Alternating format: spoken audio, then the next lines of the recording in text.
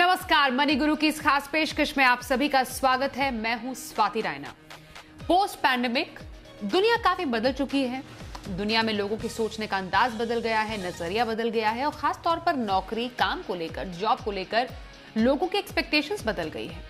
अब जो आंकड़े बताते हैं वो ये है कि लोग अब नौकरी करना ही नहीं चाहते हैं। यूएस में तो कई लोगों ने नौकरी छोड़ भी दी है। भारत में भी खास तौर पर आईटी सेक्टर में ऐसा ही ट्रेंड देखा जा रहा है। तो अगर लोग नौकरी नहीं करना चाहते हैं तो क्या करना चाहते हैं?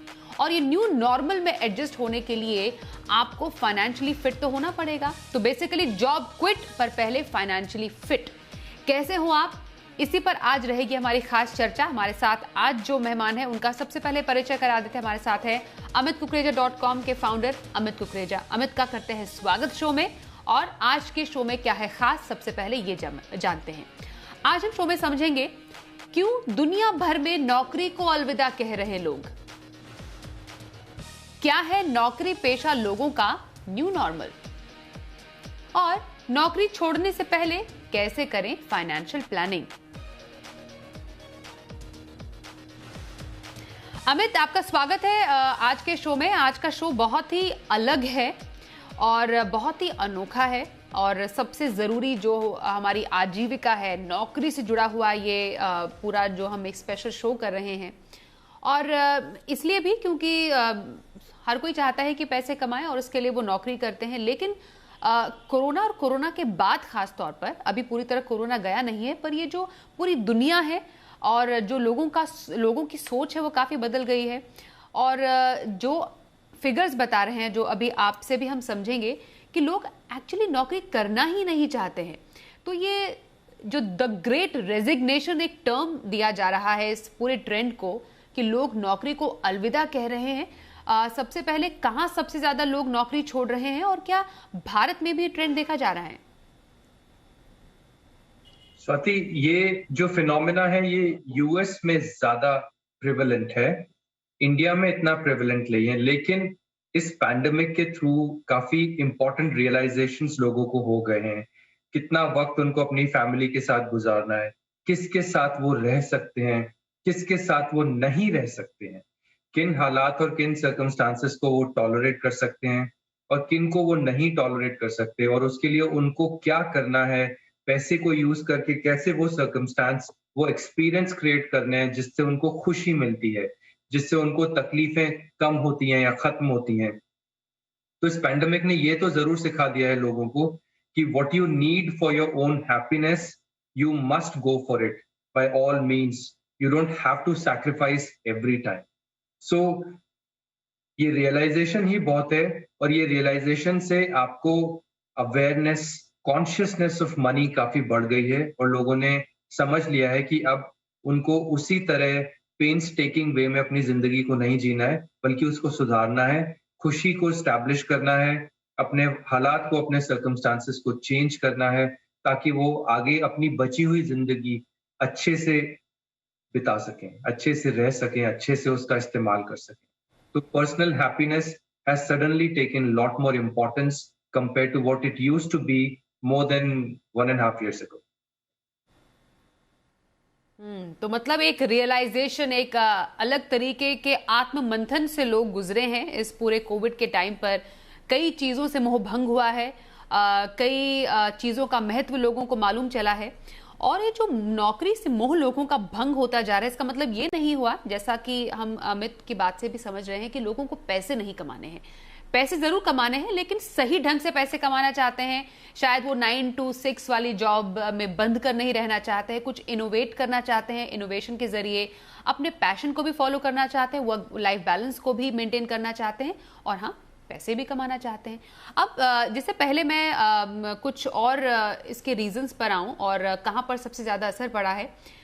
इनफैक्ट आपने बोला कि लोग वर्क लाइफ बैलेंस को काफ़ी ज़्यादा इंपॉर्टेंस अब देना चाह रहे हैं, कि उनको मालूम चल गया कि उनकी लाइफ की प्रायोरिटीज़ क्या है। सिर्फ वो ऑफिस के काम में बंद कर नहीं रहना चाहते। लेकिन और क्या कारण हो सकते हैं? मतलब कोविड ने ऐसी क्या और लोगों में चीज़ें ट्रिगर की हैं जिसकी वजह से लोगों का नौकरी से मोह भंग हो रहा है? एक तो हम समझ रहे हैं कि कोविड का डर है, दूसरा एक वर्क लाइफ बैलेंस है, और पॉसिबल रीजंस क्या हो सकते हैं? देखिए, फैमिली एक बहुत बड़ा रीजन है। अपना अच्छा व्यवसाय होना या अपना अच्छा जॉब होना एक बहुत बड़ा रीजन है। तो लोगों में ये डर है कि जिनके साथ वो खुश हैं, उन्हीं के साथ ही वो रहते रहें, या जिनके साथ वो खुश रहना चाहते थे और वो फॉर एनी सर्कमस्टांस वो खुश नहीं रह पाए क्योंकि सेपरेशन था, एक डिस्टेंस था। तो उनको लगता है कि नहीं, अब हमें हालात और अपने एनवायरनमेंट इतना ऐसे चेंज करना चाहिए कि जिन लोगों के साथ मुझे खुशी मिलती है, मैं उनके साथ ज़्यादा से ज़्यादा समय बिता सकूँ। जिस काम में मुझे सैटिस्फैक्शन मिलती है, फुलफिलमेंट मिलती है, उस काम को मैं ज़्यादा से ज़्यादा कर सकूँ। जिस तरीके से मैं सबको खुश रख सकता हूँ, मैं अच्छा काम कर सकता हूँ, उस तरीके को मैं और मज़बूत और पक्का कर सकूँ। तो अगर आप प्रोफ़ेशन अपना अच्छा एस्टैब्लिश करना चाहते हैं, अच्छा रखना चाहते हैं, अच्छे रिलेशंस रखना चाहते हैं, जिन चीज़ों से आपको परेशानियाँ हैं, तकलीफ़ें हैं, उन चीज़ों को ख़त्म करना चाहते हैं, उनसे दूर रहना चाहते हैं। तो ये सारी चीज़ों का एक कॉम्बिनेशन निकल के लोगों के माइंड में, किसी के माइंड में वर्क फ्रॉम होम की अहमियत बढ़ गई है, किसी के माइंड में एनवायरनमेंट सेंसिटिविटी आ गई है कि हमें कम्यूट नहीं करना चाहिए, अगर हम घर से ही काम कर सकते हैं, तो हमें घर से ही काम करना चाहिए। किसी के माइंड में खुद का घर खरीदने की रियलाइज़ेशन और स्ट्रॉन्ग हो गई है। वो अब किराए पे नहीं रहना चाहते हैं, उनको आभास हो गया है कि हम अपने घर से अपना अच्छा काम कर सकते हैं, तो हम अपना घर खरीद लेते हैं। तो इन्वेस्टमेंट्स की सिचुएशन भी चेंज हो गई है। बहुत लोग कॉस्ट कॉन्शियस हो गए हैं, उनको पता चल गया है कि काफ़ी पैसा जो वो पहले खर्च करते थे, उसको बगैर खर्च किए भी वो खुश हैं। उसको बगैर खर्च किए भी वो काफ़ी सैटिस्फाइड हैं, फुलफिल्ड फ़ील करते हैं अपने बच्चों के साथ, अपनी फैमिली के साथ, अपने लाइफ़ पार्टनर के साथ। तो ये सारी रियलाइजेशंस, जिसमें मनी का एक इम्पोर्टेंट रोल है towards your cost of living in your lifestyle, उस रियलाइजेशन से लोगों का एक नजरिया बदल गया है और उसी वजह से पैसे को किन चीजों के लिए अहमियत देनी है और किन चीजों के लिए अहमियत नहीं देनी है, उस पर्सपेक्टिव को बदल करके ही वो अब अपना एक नया जीवन शुरू करने की कोशिश कर रहे हैं, जिसमें शायद जॉब चेंज होना नेचुरल है, जिसमें शायद जॉब चेंज करके या जॉब छोड़ के अपना काम शुरू करना नेचुरल है, या जिसमें जो जॉब वो कर रहे हैं और उसमें बहुत अच्छा लग रहा है, उसको उसमें ग्रो करना, उसमें एक्सेल करना शायद वो नेचुरल है। तो ये सारी एक इक्वेशन को एनालाइज करके लोग अपना एक नया लाइफस्टाइल डिफाइन कर रहे हैं और उसको जीने की कोशिश कर रहे हैं। बिल्कुल। अब ये कौन से जनरेशन के लोग हैं जो कि इस पूरे नौकरी के बियॉन्ड देखने में यकीन रखते हैं? ये देखना ज़रूरी है कि ये ट्रेंड किन में डेवलप हो रहा है। कौन ऐसे लोग हैं या कौन सा ऐसा वर्ग है जो ये चाहता है और समझता है कि नौकरी के बियॉन्ड भी जहां कुछ और है जिसको वो एक्सप्लोर कर सकते हैं, या फिर नौकरी बदलने वालों का आंकड़ा कौन सी जनरेशन्स में ज्यादा देखा जा रहा है अमित? देखिए स्वाति, जो जितना यंग है, जिसके जिसके साथ उसकी एज है, मतलब यंग है, उसको पता है अभी पूरी जिंदगी पड़ी है, बहुत सारे साल पड़े हैं इवॉल्व होने के लिए, वो लोग ज्यादा चेंज को एडॉप्ट कर रहे हैं, चेंज को एम्ब्रेस कर रहे हैं। जो 50s और 60s में है, उनको पता है कि ज्यादा चेंज वो कर नहीं सकते क्योंकि उनकी हेल्थ रेस्ट्रिक्शंस हैं या कोई कंस्ट्रेंट्स हैं, लाइफस्टाइल कंस्ट्रेंट्स हैं। जो 40s में है, वो अपने रिटायरमेंट को प्रीएम्प्ट कर रहे हैं, उसकी प्लानिंग कर रहे हैं, उसकी उसमें चेंजेस करके रीप्लानिंग करें कि अगर मैं 5 साल में अपना जॉब छोड़ दूं, तो क्या मैं कर सकता हूँ। जो अर्ली 40s में है, जो मिड 40s में है, वो पूरा रिटायरमेंट प्लानिंग पे फोकस कर रहे हैं। जो 30s में है, वो और ज्यादा चेंज को एम्ब्रेस कर रहे हैं। कोई अपना फैमिली वे में जा रहा है, somebody is having children at home, like they're trying to grow their family, या अपना करियर चेंज करने की कोशिश कर रहे हैं, या करियर छोड़ के अपना नया प्रोफेशन, नया consulting which is based on their passion, उसको स्टैब्लिश करने की कोशिश कर रहे हैं। जो 20s में है, वो और भी ज्यादा फ्लेक्सिबल हैं। उनके लिए तो ये जिंदगी की एक शुरुआत है, उनके लिए तो शायद यही एक नॉर्मल जिंदगी है और ऐसे ही आगे चलना है। तो जो जितना यंग है, वो उतने बड़े स्टेप्स या रिस्की स्टेप्स, अगर आप बोलना चाहें तो बोल सकते हैं, वो उठा रहा है। जो 30s में है और जो 40s में है, उनकी रिस्क टेकिंग एबिलिटी थोड़ी सी कम है क्योंकि उनको दिखता है कि उनके बच्चे हैं और उनके दूसरे भी एस्पिरेशंस हैं जिनको फुलफिल करना है। But important thing is life purpose, life care and life style.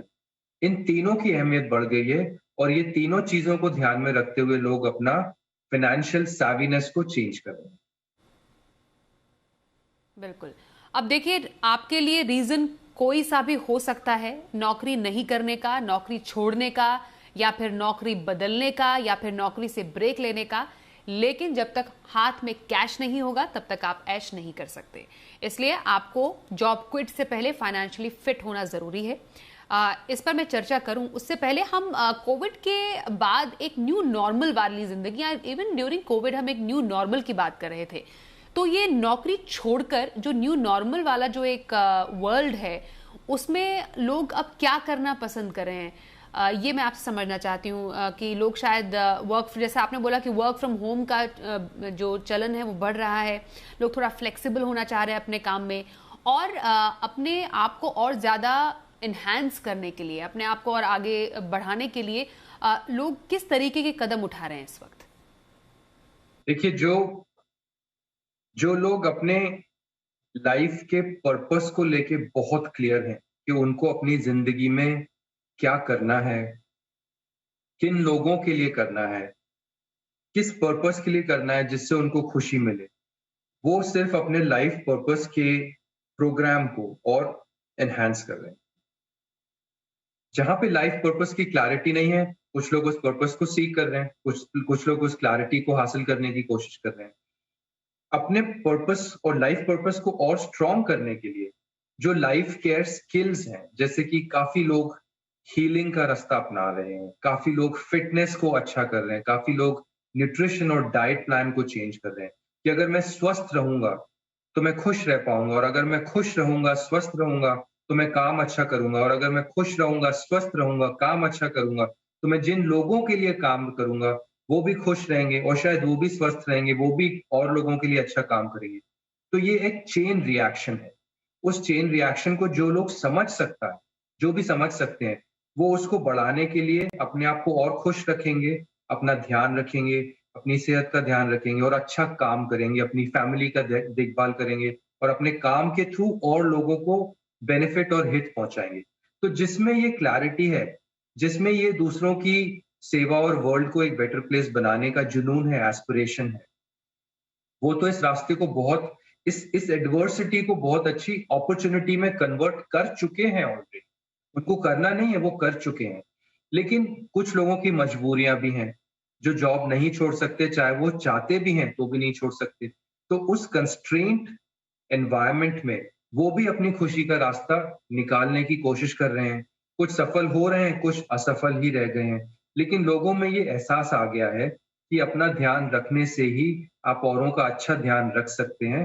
वो सेल्फिश होना नहीं है, लेकिन अगर आपके इंटेंशन अच्छे हैं, अगर आपका आपका कमिटमेंट है, और लेकिन आपकी मजबूरियां हैं, तो आप धीरे-धीरे उन मजबूरियों को पार कर सकते हो, और आप जो करना चाहते हो वो कर सकते हो। तो it's just a matter of constant growth, evolution, and a constant attempt of improving your life so that you can be more happy. बिल्कुल। और अमित, आपने जो इस बात का जिक्र किया कि आपदा को अवसर में कई लोगों ने बदला है। कई लोग, अगर मानिए वर्क फ्रॉम होम जिन लोगों ने किया, या जिन लोगों ने ये सोचा कि क्या हम जो अब तक करते आ रहे थे वो सही है कि नहीं, उनको समय मिला इसके बारे में सोचने के लिए, कई लोगों ने अवसर का इसको एक अवसर समझते हुए अपने स्टार्टअप्स भी शुरू किए। और ये जो ट्रेंड है इनफैक्ट स्टार्टअप का, मैं इसमें जोड़ दूं कि कोविड काल में दुनिया भर में हमने देखा स्टार्टअप्स की बूम भी रही है। लोगों ने नौकरी छोड़कर अपना काम शुरू किया। 2020 में ही अमेरिका में 14 लाख स्टार्टअप रजिस्टर हुए, तो वहीं भारत में खासतौर पर टेक सेक्टर में हमने देखा 1600 स्टार्टअप्स की शुरुआत हुई है। मतलब लोग अपनी नौकरी छोड़कर अगर कुछ कंस्ट्रक्टिव करना चाहते हैं तो कई लोगों ने अपना खुद का काम शुरू किया है, स्टार्टअप शुरू किए हैं, जो कि एक हेल्दी ट्रेंड को भी दर्शाता है। मतलब आप एक जॉब क्रिएटर की भूमिका में आ गए यहाँ पर एज कंपेयर टू एक एम्प्लॉय की भूमिका से। तो ये एक अच्छा ट्रेंड आगे दिखाता है। अब यहाँ पर जैसा हम शुरुआत से कह रहे थे कि अगर आपको नौकरी छोड़नी है, थोड़ा समझदारी से आपको काम लेना चाहिए। अगर अभी भी आप में से कई लोग ये प्लान कर रहे हैं कि मुझे नौकरी छोड़कर अपना कुछ काम करना है, तो आपको फाइनेंशियली फिट होने की सबसे पहले जरूरत है। आपके पास अभी भी समय है कि आप अपने फाइनेंसेस को इन लाइन रख दें। जॉब क्विट से पहले हो जाइए फाइनेंशियली फिट। अगर नौकरी छोड़ने की सोच रहे हैं तो थोड़ा समझदारी से काम लीजिए। पहले अपनी फाइनेंशियल प्लानिंग को अच्छे से कीजिए, उसके बाद नौकरी छोड़ने का आप सोच सकते हैं और अपने पैशन को फॉलो कर सकते हैं। जो मन कर रहा है आपका वो आप कर सकते हैं अपनी जिंदगी में। तो हमारे साथ अमित कुकरेजा हैं, उनसे हम कर रहे हैं बातचीत। अमित, अब आपसे जानेंगे नौकरी छोड़ने से पहले फाइनेंशियल प्लानिंग के अहम कौन से पहलू हैं जिनका किसी को भी ध्यान रखना है? जी, 3 चीजें आपकी फाउंडेशन बनाती हैं आपके फाइनेंशियल स्ट्रेंथ की। पहला कि आपके पास अगर कोविड जैसी सिचुएशन या कोई और पैंडेमिक या कोई और ऐसी सिचुएशन जहां पे आपका कैश फ्लो बंद हो जाए, अगर वैसी सिचुएशन हो जाए तो क्या आपके पास उस इमरजेंसी को डील करने के लिए पैसा है? तो वो आप इमरजेंसी फंड जरूर रखें, चाहे वो 12 महीने का हो, चाहे वो 24 महीने का हो, चाहे वो 6 महीने का हो, चाहे वो 18 महीने का हो। वो आप अपनी जजमेंट यूज करके उसको डेफिनेटली बिल्डअप कीजिए to ensure that you do not go through any stress if any cash flow crisis happens in your life. Job loss भी हो सकता है, बिजनेस शटडाउन भी हो सकता है, या कोई और ऐसी सिचुएशन हो सकती है जहां पे कैश का आना, कैश फ्लो का रुक जाना संभव हो।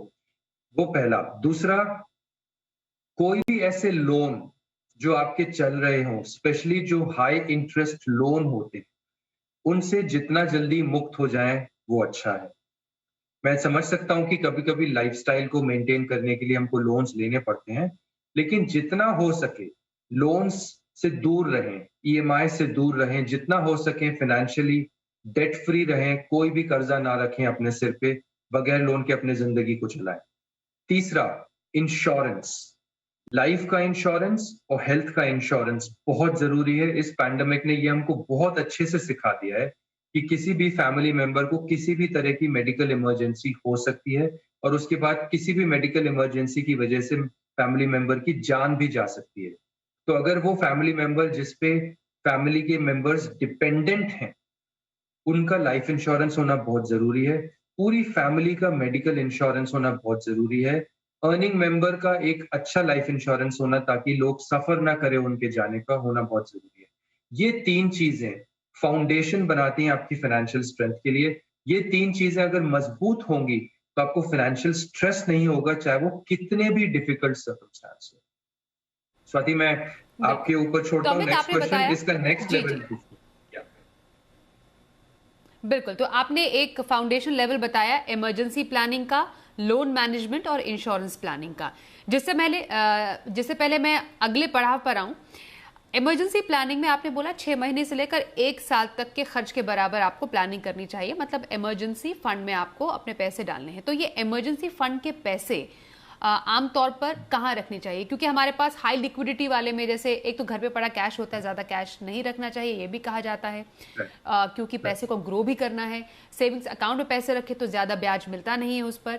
तो कौन सी जगह पर इमरजेंसी का पैसा रख सकते हैं? और लोग यूजुअली कहते हैं अरे मुझे तो रिटर्न ही नहीं मिला, मैंने तो पैसे डाल दिए किसी पर्टिकुलर फंड में। तो क्या इमरजेंसी प्लानिंग के पैसे में या इमरजेंसी फंड के पैसे में रिटर्न देखना चाहिए? देखिए, इमरजेंसी प्लानिंग 0 रिस्क इन्वेस्टमेंट में लगाना चाहिए या ऐसी जगह जहां पे रिस्क बिल्कुल निल हो। बट हमको कोशिश ये भी करनी चाहिए कि उस पैसे को लगाने से उसमें थोड़ी तो ग्रोथ हो। अगर मैं इन्फ्लेशन को नहीं बीट कर सकता तो मुझे कोशिश यही करनी है कि मैं इन्फ्लेशन को बीट करने का उसमें ROI स्टैब्लिश करूं। तो जो मैं पर्सनली रेकमेंड करता हूं वो लोगों को फिक्स्ड डिपॉजिट्स बोलता हूं। अगर उनका टैक्स स्लैब लोअर है, अगर टैक्स स्लैब 30% से ऊपर है, तो मैं उनको बोलता हूं कि AAA rated debt fund, ultra short debt fund, liquid fund, low duration fund में आप पैसे लगाएं। वहां पे आपको टैक्स एफिशिएंसी मिलती है अगर आपका टैक्स रेट 30+% है। AAA रेटेड होना चाहिए, उसको कॉन्स्टेंटली आप रिव्यू करते रहिए। तो जो 2-3 चीजें आपको याद रखनी है इमरजेंसी फंड के लिए, वो पैसा लॉक इन नहीं होना चाहिए। पैसा हम जब चाहें विड्रॉ कर सकते हैं। पैसा रिस्क फ्री एसेट में होना चाहिए और बेस्ट अटेम्प्ट के बाद हमको यही देखना है कि वो इन्फ्लेशन को बीट करे। उसका जो ROI है वो इन्फ्लेशन को बीट करे। ये 3 चीजों का एक डेलिकेट बैलेंस बना के आप अपना इन्वेस्टमेंट एवेन्यू चूज करके वहां पे इमरजेंसी फंड इन्वेस्ट कर सकते हैं। लोन मैनेजमेंट के लिए ये समझना जरूरी है, मानिए किसी को नौकरी छोड़नी है, उनके माइंड में है प्लानिंग कि 6 महीने के बाद या 1 साल के बाद मैं अपना खुद का काम करूंगी या मुझे एक सबैटिकल चाहिए। कई लोगों के लोन, आजकल तो आमतौर पर लोगों के लोन होते ही है। अगर मानिए 2-3 लोन किसी के चल रहे हैं, होम लोन है, ऑटो लोन है, पर्सनल लोन है, तो आप क्या सजेस्ट करेंगे लोन का मैनेजमेंट कैसे करें और कौन सा लोन का अगर मानिए मौका मिलता है प्री पेमेंट का, तो प्री पेमेंट क्या करना चाहिए? बहुत सिंपल रूल है स्वाति, जो लोन मोस्ट एक्सपेंसिव लोन है उसको सबसे पहले फिनिश ऑफ करना है, उससे आपको मुक्ति लेनी है। जो लोन आपको टैक्स का एडवांटेज दिलाता है या एसेट के एप्रिसिएशन का एडवांटेज दिलाता है, जैसे घर, उसको सबसे लास्ट में आपको प्रीपे करना है। तो पर्सनल लोन, जो भी 3 लोन आपने बोले, उसमें सबसे ज्यादा महंगा पर्सनल लोन होता है। उसके बाद गाड़ी का लोन होता है, लेकिन गाड़ी का लोन एक डिप्रिशिएटिंग एसेट पे लोन है, तो आपको कोशिश यही करनी है कि पर्सनल लोन के इमीडिएटली बाद गाड़ी का लोन खत्म करें। ऑब्वियसली मैं ये एज्यूम कर रहा हूँ कि पर्सनल लोन का रेट ऑफ इंटरेस्ट गाड़ी के लोन के रेट ऑफ इंटरेस्ट से ज्यादा है। फिर तीसरा आपका घर का लोन, अगर आपका पर्सनल लोन खत्म हो गया, गाड़ी का लोन खत्म हो गया, घर का लोन नेक्स्ट है, तो उसमें आपको फिर भी टैक्स एफिशिएंसी मिलती है, थोड़ा बहुत आपको रेट भी बहुत कम मिलता है। आजकल तो 7% से भी कम चल रहा है होम लोन का, तो आप होम लोन को भी टारगेट करें। कोशिश यही कीजिए कि अगर फाइनेंशियल क्राइसिस हो और आपको लोन से स्ट्रेस होता हो, तो लोन से आप जितना जल्दी मुक्ति ले सकते हैं मुक्ति ले लीजिए। बिल्कुल। इंश्योरेंस प्लानिंग पे आती हूँ और बहुत छोटा जवाब आपसे चाहती हूँ जिससे हम आगे बढ़ पाएं। लगभग कितने तक के सम इंश्योर्ड का हेल्थ इंश्योरेंस किसी को लेना चाहिए? मैं तो आजकल स्वाति 50 लाख बोलता हूँ। मैं तो बोलता हूँ अगर फैमिली में कोई फैमिली फ्लोटर मिल जाए और फैमिली में अगर आपके 4 लोग हैं, तो उन चारों को कवर करते हुए कम से कम 50 लाख का सम एश्योर्ड आपको लेना चाहिए। लेकिन ये देख लीजिए कि कितने अर्निंग मेंबर हैं और क्या मेडिकल इंश्योरेंस का कॉस्ट स्प्लिट करके दोनों अर्निंग मेंबर को टैक्स एडवांटेज मिल सकता है, तो आप 2-2 मेंबर के 2 सेपरेट प्लान ले लीजिए। ये थोड़ा सा कस्टमाइजेबल सेटअप होता है जो डिस्कशन के बाद ही क्लियर होता है। लेकिन 25 से 50 लाख अगर आप मेट्रो में रहते हैं, इतना हेल्थ इंश्योरेंस होना एक कॉमन सी बात हो गई है। 25 लाख तो मिनिमम होना चाहिए जो चारों। बिल्कुल जी। अमित, समय थोड़ा कम है इसलिए मैं रिटायरमेंट प्लानिंग पर सीधे आती हूँ और समझना चाह रही हूँ आपसे संक्षिप्त में कि रिटायरमेंट प्लानिंग के लिए नौकरी छोड़ने से पहले ही कौन कौन से फाइनेंशियल इंस्ट्रूमेंट्स में किसी को निवेश करना चाहिए? देखिए, मैं रिटायरमेंट प्लानिंग के लिए यही बोलता हूं कि आपका कुछ पोर्शन एक लिक्विड एसेट में होना चाहिए, जहां पे आप जब चाहें पार्शियली पैसा निकाल सकें। तो जैसे ईपीएफ में कभी-कभी आपको रिस्ट्रिक्शंस होते हैं कि 5 साल के बाद टैक्स एफिशिएंसी मिलती है। पीपीएफ में लॉक इन होता है। कोई फिक्स्ड इनकम प्रोडक्ट्स होते हैं जहां पे आपको, जैसे आरबीआई का फ्लोटिंग रेट सेविंग्स बॉन्ड है, उसमें भी 7-8 साल का लॉक इन है। तो लॉक इन वाले प्रोडक्ट में इंटरेस्ट अच्छा मिल जाता है, लेकिन आपको एक डिसएडवांटेज रहता है कि आप उसमें पैसा नहीं निकाल सकते। तो एक फिक्स्ड सेट 30-40% लिक्विड एसेट्स में रखें। डेट फंड एक अच्छा एग्जाम्पल है। ईपीएफ अगर 5 साल से ज्यादा आपको हो चुके हैं, एक बहुत अच्छा एग्जाम्पल है। आप इन चीजों में पैसा रखें, एफडीज में पैसा रख सकते हैं, और उसके बाद कुछ portion inflation beating equity allocation जरूर रखें अपने पोर्टफोलियो में, क्योंकि महंगाई कभी भी कितनी भी बढ़ जाती है, तो आपको इन्फ्लेशन को तो बीट करना है और टैक्स एफिशिएंसी भी क्रिएट करनी है। बिल्कुल। तो नौकरी छोड़ने की सोच रहे हैं, इससे पहले फाइनेंशियल प्लानिंग जरूर करिए, जिससे कि आपकी जो लाइफ की दूसरी इनिंग्स है वो टेंशन फ्री बीते और आपको पैसों की चिंता करने की जरूरत ना हो। आपके कामकाजी दिनों में कमाए हुए पैसे ही आपको कमाई कर दे, इससे बेहतर और क्या हो सकता है। और इस पर प्लानिंग पर आज हमने चर्चा की अमित से। बहुत शुक्रिया अमित, आप हमारे साथ आज इस शो में शामिल हुए।